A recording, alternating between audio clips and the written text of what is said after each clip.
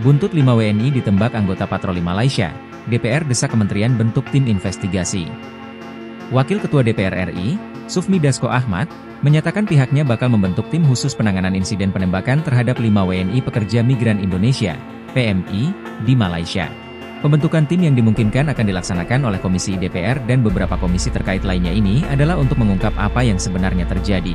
Dasko dalam keterangannya, Senin, 27 Januari 2025, mengatakan DPR RI juga akan meminta kepada Kementerian Pelindungan Pekerja Migran Indonesia, KP2MI, untuk membentuk tim investigasi.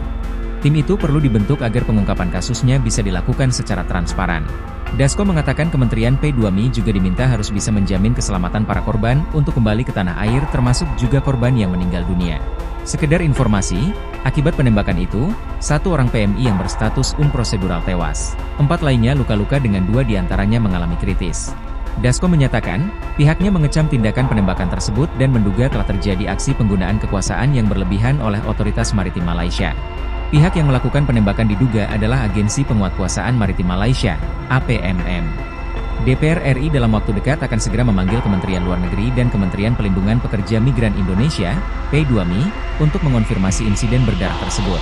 Tak cukup di situ, DPR RI juga meminta Kementerian Luar Negeri RI melalui Kedutaan Besar Republik Indonesia, KBRI, di Kuala Lumpur untuk mengirim nota diplomatik kepada pemerintah Malaysia.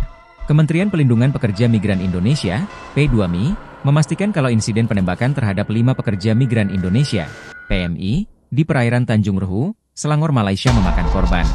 Kata Wakil Menteri P2MI Christina Aryani, terhitung ada 1 PMI meninggal dunia dan 4 lainnya luka-luka. PMI yang mengalami penembakan tersebut merupakan PMI yang unprosedural.